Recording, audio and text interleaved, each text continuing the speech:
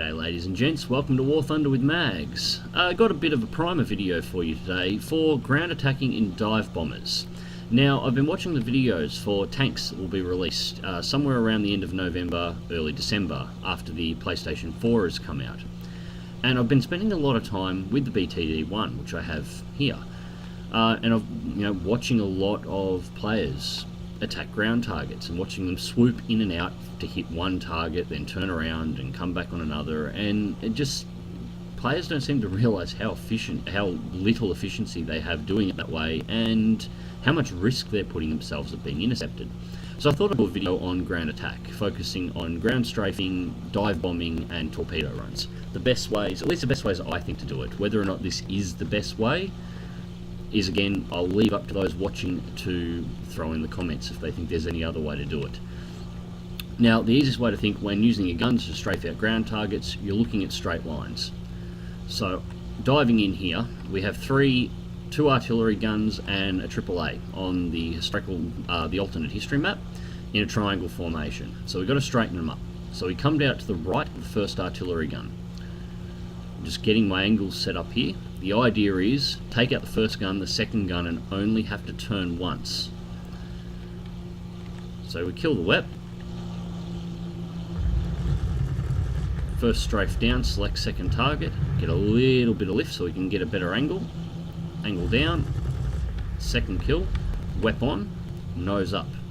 Now we're not trying to climb away here because our third target is back there. So I'm going to kill the wep now, flaps over, air brakes, hard turn, drop the air brakes in, wep back on to increase the dive speed. Third target eliminated, roll left, and we're on our way to our next target. Now, I mentioned this in my 162 review, and I'm going to mention it again here because this is very important on any aircraft that attacks ground targets. Right now, the enemy team has just seen a little combat log on the bottom right hand side of the screen. Mags in a BT-1 destroyer has got first strike and just killed 3 ground targets. Even though the enemy team doesn't see what I'm flying, they now know what I'm at. Also, all live ground targets, that is ground targets that count towards the mission objective, so I counted in the bottom left hand corner of the screen by the little icons with the numbers next to them, are visible from any location on the map. So their fighter pilots taking off just flicked their cameras around and saw 3 ground targets vanish and my name come up, so they know who's killing the ground targets, they know where I am, and they know what I'm in. No need to have anything on that screen to see what I am in. So I can't hang around here. I've likely got 2 fighters that will be coming from this direction that will be here very, very, very soon. So I've got to do this fast and quick. So lining up for the next run. Now I'm going to ignore the AA guns, and you'll see why.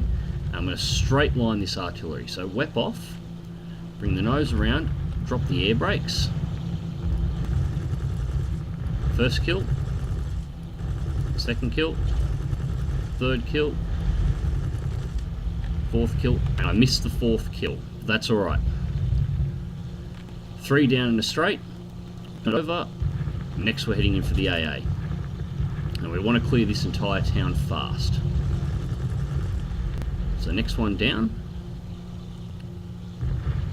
Now I believe I mentioned this in my BT-1 review as well, but at this stage in time, while buildings are solid to aircraft wings and components, they are not solid to bullets, so feel free to put rounds through them to make your second kill fast and quick. Come around the AA gun on the 3rd target. So that's my second turn to clear the town. I'm going to go wide and left here because I missed the 3rd AA gun. Now, just gently nose it over. Now I'm going to have to pull the air brakes here to drop the nose. AA gun down.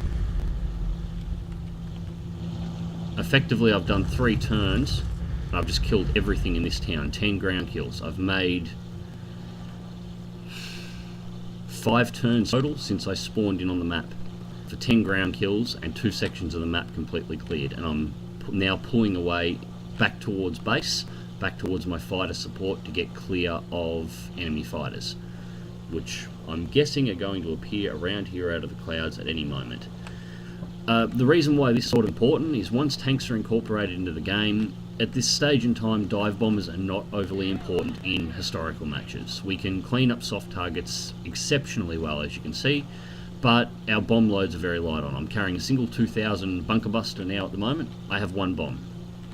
These area bombing targets, one bomb will knock a quarter of their size off. That's it. So I have to reload 4 times to take out one. I cannot shoot the pillboxes with my 20mm cannons. I am unable to take them out. So I need to continually go back to base to reload in order to, be able to clean out the map. Once tanks are incorporated into historical battles, which they won't be on release, it'll be arcade only, but the way they're doing them in arcade, it's going very similar to historical. There'll be no target identifier icons. So you'll be doing a lot of this without, well, the only assistance you'll have that you won't have in historical is you will have the target reticle on the ground, the holographic one that floats over the terrain. Once historical battles have come up and tanks have come in, you won't even get that. So practice makes perfect. You'll be hitting player controlled moving targets. Start practicing now, it won't be easy. So going in for dive bombing now. We're lining up this pillbox. At 2 kilometers, I'm going to drop the nose slightly and kill the wep. I'm not going to bring it all the way down to the target. I'm just gaining airspeed. At 1 kilometer, you pop the air brakes, bring the nose down the target, put the reticle just over, release the bomb, pull up, pull the flaps.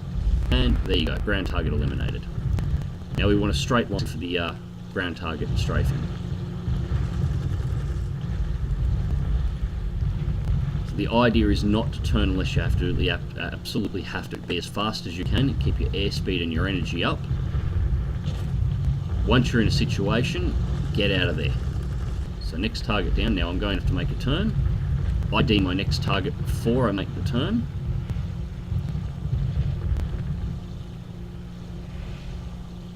Now I have a fighter on my tail. Yep, I've got a Yak 9K here. Next target.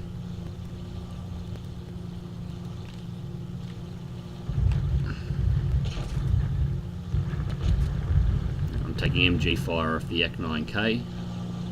I'm not only worried about him, he only got like 30 shots, and those things are notoriously hard to aim. And you can see the way I've gone around here lines me up to the artillery for the 4th. I'm just trying to stay alive for a little bit here at the moment, and I'm not going to hit the 4th because I've taken elevator damage, so I'm effectively dead. So I was caught in the end, but I cleaned out a pillbox and 3 areas of all anti-aircraft defences prior to finally being intercepted. And it looks like I actually have multiple fighters on me then, because it was a 190 that shot me down, not the 9K that I spotted initially. This is also important for you fighter jocks that do not fly ground attack aircraft. I know at this stage in time you basically say, stuff yours, deal with yourselves, not support any form of fighter cover.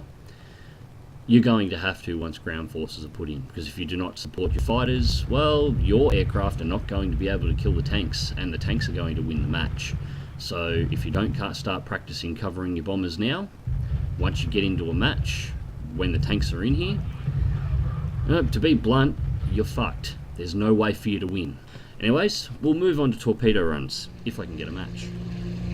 Okay, so after several attempts I was unable to get onto a map with the Japanese, so I've had to go with custom battles for the rest of this demonstration. I've set all the sets for this map to historical mode, and we're going to be dive bombing using the 2,000-pound bomb cargo ships, so a moving target. The basic principles here will apply to dive bombing tanks, player controlled tanks in the future, but there's also that Navy tab down the bottom, so once they start putting ships in, well, we'll be having to do this too. Now the key works exactly the same as dive bombing a pillbox, just you have to anticipate the movement of the target. So beginning the initial dive, bring the nose down, air brakes on, kill the wep. I'm going to fold the air brakes. Now the trick here is not to fly perfectly level, you want to avoid the flak, and you aim for the bow of the ship, release and pull up. Simple as that. Most of the work for this sort of dive bombing is in the preparation, getting your angles right,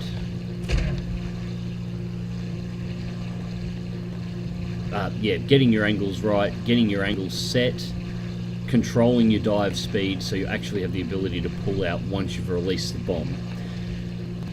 In the dive, the only thing you really have to watch out for is anticipating the movement of the target. So watching the speed that it's moving at, making sure you're leading the target, same as you would lead an aircraft in a dogfight, and go for the kill. So I'm going to head back to base and come back with torpedoes and do the third part of this.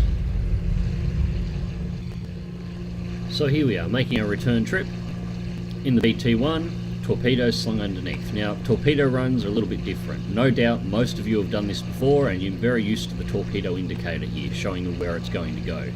I'm mainly showing you this because you don't want to get used to it. Once naval battles are incorporated into War Thunder and ships are in, the easiest way to stop aircraft from being too overpowered in striking down ships, because a ship can't hide under a tree. Even if you take the indicators on its location off, you can't hide it.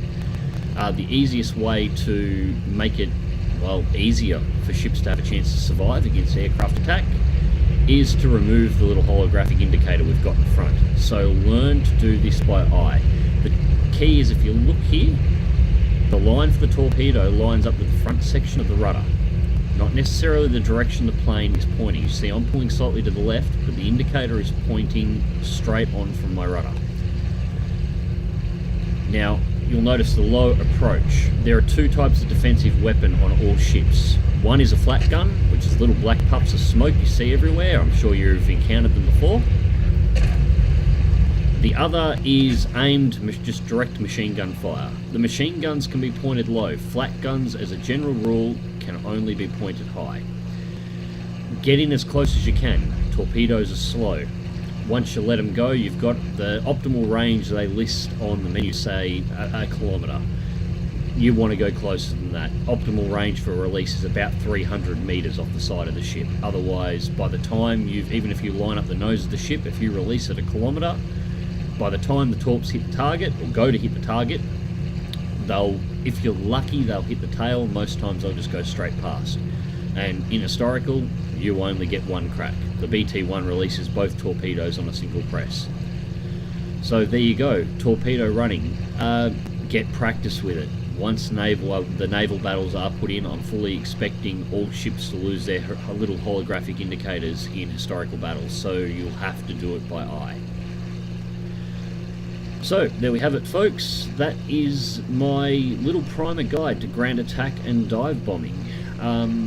If you think there's a better way that it can be done, please post it in the comments. I'm always up to new options that I haven't thought of, but lining up your ground targets for strafing, keeping them in a straight line, the way I do the dive bombing without the target indicator, and that sort of a lineup for torpedo bombing seems to be the most effective way, or most effective ways, most reliable ways of hitting the targets that I've found. Also the fastest ways of getting in and getting out. So I hope you've enjoyed this video. If you did, please click the like button to let me know. Subscribe if you want to see more. Fly smart, fly safe, and I'll catch you next time.